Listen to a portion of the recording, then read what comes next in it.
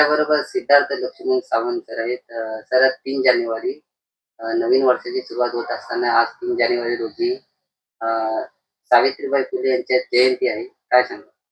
सावित्रीबाई फुल्याबद्दल मी एवढंच सांगितलं की मी बोंडिवली गावचा माजी सरपंच आहे आणि सावित्रीबाई फुले यांनी महिलांना शिक्षणाचा अधिकार दिलेला आहे.